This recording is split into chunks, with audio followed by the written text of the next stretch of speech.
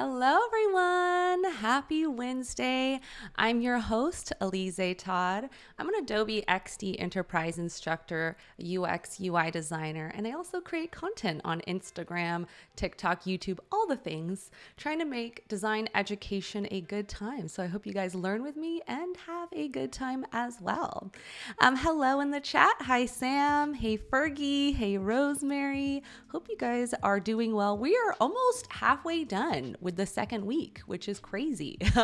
It kind of flew by, and I'm also so grateful to see everyone posting and sharing on Discord their apps that they've done so far. It's so cool to see how it's really evolving and building up on each other. And you guys have full-on prototypes now, which is super cool to see. And we'll check some out in a minute. Hey, Gareth. Hi, Lisa and Allison. How's it going? So let's take just a quick look at my screen here. We have the Daily Creative Challenge XD landing page here. You can just enroll by clicking the big blue button, and you'll see all the steps of how it works here. We are on day number or challenge number 7, which is the dashboard design. So this again yesterday was a big meaty one. Today is also another big meaty one. We've got to really think through these two big screens that are focal points for our apps. Also totally okay if you're just wanting to do today's design, that's okay. You don't have to do any of the other ones, but you do have 4 weeks to complete this in total from June 21st to July 23rd. So after this week, you have another 2 weeks to complete, which is really nice. So also let me just show you Discord for those who are new. When you want to enroll or after you enroll, you want to be part of the community as well. Over 62,000 designers here in the XD Discord for you guys to hang out with, network with, connect with, and also mentors as well.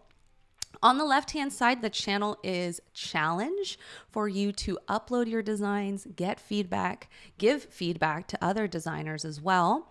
And then another couple important ones here is the ask a question. I hang out for 30 minutes after the live session and I will answer any questions. Also, tips and tricks. This is where I share some resources, best practices for you guys. Because it's all about having beautiful designs, but also following best practices and learning that as we go so that we can be really like full designers, fully fledged designers here. So let's look at a couple challenges. We've got one from Annie. Annie, are you in the house, by the way? If anyone's in the house, please give us a shout out in the chat so we know you're here and we can congratulate you through the chat. So great job posting your work here. I really like that you've made the task which is you haven't watered the plant yet, really prominent so the user knows what to do. It's a pretty strong call to action there. And you also shared a video, which is great. Let's take a look at this. Here you have the previous screen going into the info page, and you're showing the scroll to, which is what we worked on yesterday. That's awesome. I also like that your plant name is really challenging here. I noticed this, like if I did, I'm glad you put down the pronunciation because it's like Defenabachia plant. That's a hard name. So good for you for doing that. We also have Abranil who's posted again, which is awesome, and has a video of showing the scroll to as well. Ooh, let me get there. We've got some scroll to action, playing around with animations, maybe some states as well. Looks really great. And I like the color choices, the purple here, and you did really well with that animation. Good job. And then finally, we'll show one more here from Nicholas. He has just a video. They have a video here. And we're really starting to see this fully fleshed out. We're seeing the scroll, the horizontal scroll, the component states here with some animation. We've got some movement, and we have the scroll to that we worked on yesterday. Super great. I also love the little emojis that you used at the top. It really makes it really friendly, and I know what's going on. I'm like, oh yeah, move to the sun, go to the sun. Check for intruders. This is so super cute. Love this. So thanks guys for sharing. If you guys want to also share your designs and for me to give you the props, you're going to go to create a project up here, add your images, add your videos, and then go into settings and then put project tags XD Creative Challenge. Yes, there we go. And then I'll be able to see it. So that's how you can start to share your work. All right, so let's get into XD. So you guys should have a XD link or an XD file that looks like this that you should have downloaded from the home page that I was just sharing. And from there, we're going to see the challenge prompt, which is to create the dashboard screen for our plant care app. And then we're also going to include an overlay. So we're going to play around with the overlay transition. Here's some inspiration for you guys to take a look at for some dashboards. And then down below is your resource booklet, and you can access it by just double clicking and then getting into the different files this way over here on the right hand side in your property inspector. What today's design is going to look like is something like this. It does not have to look like this at all. You can have your own spin on this completely, but we're going to have a dashboard. And if I play my prototype and I click view all, I'm seeing this little overlay. So I'll break down these screens and sort of the decisions I made and why I made it for you guys. First rule of thumb for dashboards. Dashboards are really just to show the most pertinent, critical information on this screen. That's what it's for. So you don't want to have a whole lot of stuff crowding this page. It's really just that most important information. And for me and for my user, really, I was thinking that the most important information for her is to know what tasks she has to do for the day and potentially the upcoming tasks as well. So that's what I decided to go with, to make it really clean, not too much information, really just focused on things that she has to do. If you have any troubles thinking about like, what do you want for your dashboard? You can, of course, use mine for inspiration. And you can also take a look if you guys created a persona, or if you want to create a persona, even just, it's called a proto persona, one that's not based on any actual research, just kind of your initial assumptions for your user. You can also do that. The ones I'm focusing on was she wants specific dates for care. She wants to be better organized. And she doesn't want to read too much. So that's why I made it really clean, really clear for her. And those were the wants and the frustrations that I selected that I wanted to focus on for the dashboard.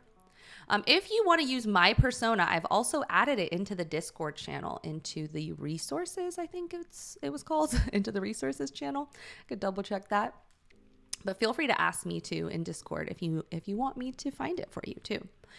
So those were the ones I wanted to focus on. And the first thing here is actually I wanted just to share one quote with you. This is from Rebecca from justinmind.com. She says, a great rule of thumb for data disclosure in dashboards is that you should always start with a high-level overview and provide easy paths for your users to increase the level of granularity. So that's why I have here kind of the high-level overview, but I have an easy path here with this view all button. I'm gonna click here, this view all button, to get into more information so she can get deeper into the expert tips, because that was another big thing for my persona, was she wanted expert tips. And it's something she can turn on and off if she wants. So this is where she can get just deeper, more information on how to water, how to fertilize, etc. But this is just a brief overview. All right, so now we have a general understanding of dashboards and what to include. Let's start to design a little bit here in my screen. I've already laid out the background. It's just a basic, simple circle that I've been using kind of for everything. And the only difference is I've kind of made it the pink background or the fill layer just a little bit darker. So only a little peak of the pattern is showing in the background, because I really want the words to be most legible and noticeable. And then from there, I'm creating these fairly large cards for today's tasks, because I want them to be the most noticeable. So when we think about hierarchy, what's the most important information?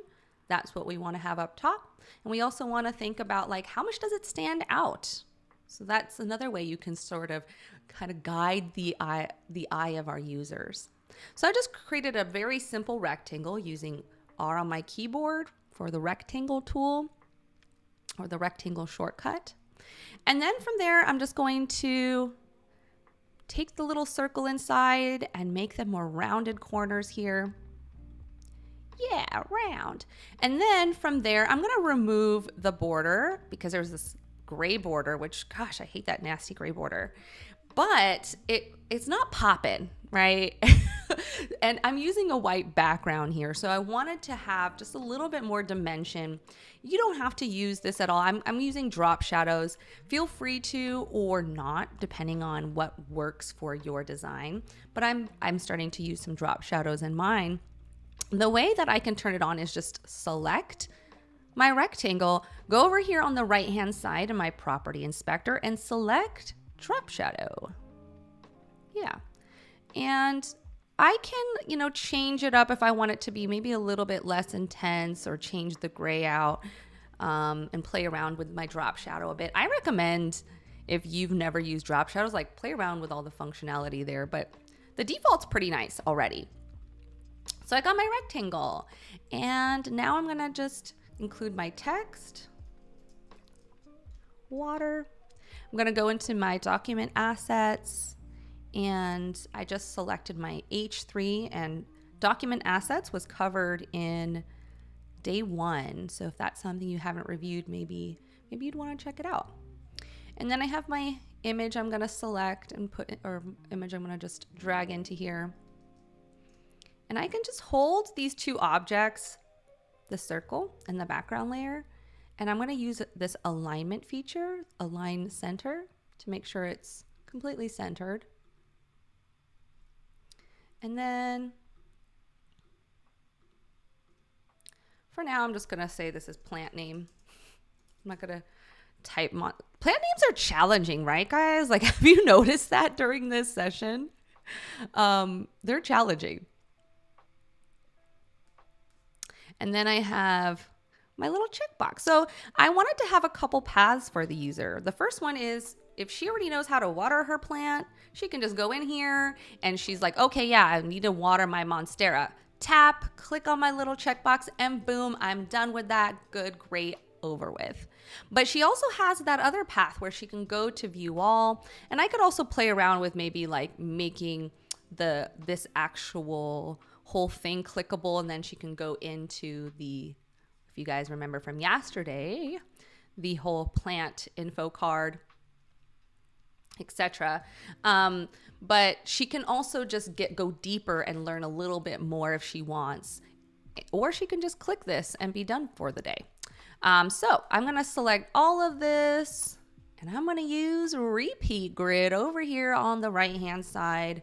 Turn on repeat grid and just drag it over. And I can change the spacing. So I'm kind of now going to, because we've learned some of these things from the previous challenges, I'm just going to start to add things. So now you kind of know what repeat grid is. And if you don't even have to use it. You can just copy and paste the card. But this just repeats the same element over and over again. And then I can change out the text if I want, change out the images, etc. But I'm just going to leave this as is for time's sake. We have a question too from Lenore. Do you recommend using similar principles of personalization for websites that have several user paths and functions? I think that, yeah, if you want to include some personalization, which we have already tried to do with our onboarding screens, which is to ask questions on how often do you want to even like interact with your plants. And we kind of try to make a more customized experience based on that. So the more personalized you can make it, probably the better, as long as it doesn't intrude or is like too much for the user. You can also think about one, making something just a little bit more default like this. And then maybe you have in your settings, the ability to kind of customize your dashboard a little bit. So you can have both those paths, one that's more simple and maybe one that's more complex, depending on the user. All right, so I have some cards here, and the other thing I'm gonna do is turn on scroll groups. Hey, using that one from earlier. Over here on the right-hand side, I'm just turning on scroll groups. And if I play it, it means I can just scroll and I can see the cards. Works much better if there's more than two. Let's do three. That's better. Yeah, something like that. So now we're combining repeat grid at horizontal scrolling. Yes. But again, no worries if you are brand new and like, that's overwhelming. I just want to make my cards and my dashboard. Totally okay. The other thing I have here is some of the future tasks that my user has to do, and I just make it less prominent, right? Because remember, I want my user to mostly pay attention visual hierarchy of the cards on the page. The other thing you guys might notice is I've included a new app bar down below here, and I want to share some best practices for when you're thinking about your app bar. Best practice tip number 1 is do not have more than 5 items or 5 menu items in your app bar. Okay, it's going to be way overcrowded. The other best practice number 2 is you want to include icons with text. So oftentimes people just want to use icons because like, that's clean, that looks good, and it does. But we want to also include text because sometimes the user doesn't remember what the light bulb is. They come 2 weeks later to the screen, and if you just have an icon, they might be like, what is that for again? And we don't want the user to kind of question things. We want them just to move fluidly through our app. So that's why it's important to also include text. As you notice, I also did include a little inspo section because my user loves Pinterest. So I wanted to have an area where she can feel really inspired, somewhat like a Pinterest experience, but just for plants. So that's what I included there. All right, so from here, now we want to have our little overlay screen. And I am going to just make a big old rectangle, and I'm going to use shadow again. Got my rectangle. And this time, instead of taking the corners and making it round like this, I'm not going to do that because it's going to make it round down below here, and I don't want that. So instead, I'm going to go over on the right-hand side in my property inspector. And over here, there's an option that says different radius for each corner, and that's the one I'm going to select. So I'm going to say the left corner is going to be 30 pixels and the right top corner is 30 pixels, and I'm going to leave the rest to be 0. Of course, remove that crazy border. Done with this borders. I wish that was a custom setting I could turn off in XD, where I can be like, do not have borders automatically selected. And then I'm going to do drop shadow here, and I'm going to make my blur 20. And why I want that little drop shadow is so that it really kind of like has a little bit more jump on the page, or jumps out on the page. But you can also have a background layer that's like more grayed out if you want. There's other ways that you can make your pop-ups or your modals stand out. But this is one of them. The other thing you want to make sure when we're creating an overlay is to not have any background appearance. There's nothing on here. There's no rectangle, nothing. If I select my artboard on the right-hand side where it says appearance, this is not selected. There's nothing there. So we need to make sure that there's nothing back there so that this can actually peek in front of our dashboard screen. All right, I'm going to go into my plugins, and I am using this plugin, which I've chatted about already before, which is Icons for Design, to find the close icon. And something, oops, I'm just going to copy that, paste it here. The most important thing about creating a modal or any sort of pop-up is having a close button. It's funny, like people will forget about it, but it's one of the most important things because you're like, I need to get out of here. So making sure your close, cancel, get out of button is very clear is very important. So that's another best practice for overlays. And then I'm just gonna copy and paste these guys over here for now. I've got some text, etc. And then I'm going to grab this guy, my image, and actually I'm just gonna grab this whole thing and paste it here because I've already created this time and time again. You've seen me do text and circles probably quite a bit. And from here, I'm going to have my rectangle for my expert tips. Drag in the circle from inside, get rid of that border, and then make it green. And then from here, it's like, whoa, so intense. So I'm gonna go to the appearance and turn it down a notch. Turn down for what?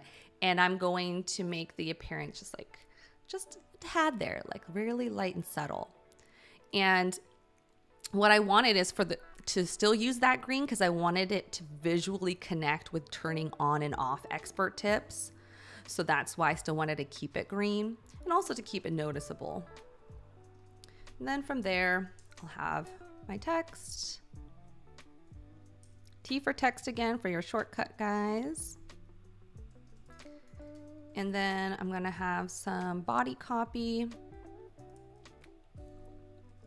I'm just copying and pasting right now, then making this my body copy. Then got that. And then I got my little leaf icon. If you guys recall, I'm using a lot of these came from a little icon set I downloaded from Adobe stock. And I think I did that in episode number 2, I want to say. Maybe you guys can recall. So now I have these guys and I am going to make a repeat grid of this because it's just going to repeat over and over again. So first I'm going to lock the background layer so it doesn't move. And then I'm going to just like drag all of this to grab all these objects here and make a repeat grid. There. And it can go to infinity if I wanted to. So now I have my overlay and I want to create that prototype transition. So I'm going to go from design mode over here at the top to prototype mode. Now this is what I want to be clickable. When you click view all, the overlay is going to come up and I'm just going to drag the little arrow to this screen. The trigger is tap. The action here is overlay. And I have a little animation where it's going to come up from the bottom, but it doesn't always have to be that way. It can just appear. It can kind of dissolve in and out. So you can play around with what makes sense to you. But for me, I wanted it to kind of come up from the bottom of the screen. And that's why it kind of sits here and not just completely centered. So now when I play it, there it is. Yeah, I can mess around with like the duration, maybe make it a little slower if I want.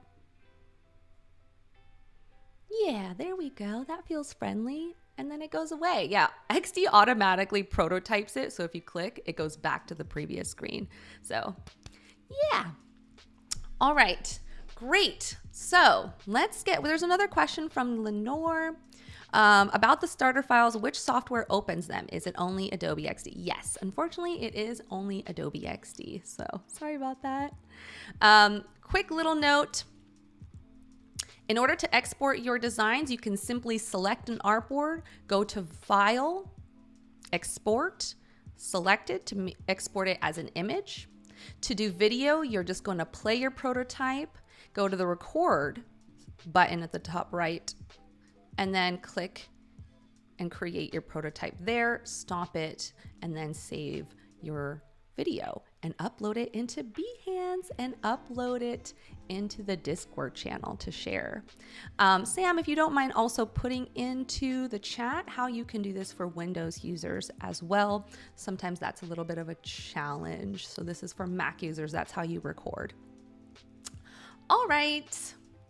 So we learned a lot. There's a lot of best practices I threw in there for you guys. And if you're new and it's all overwhelming, don't worry. Just focus on making some rectangles, getting some images in there, and enjoying yourself, really. And that's the whole point.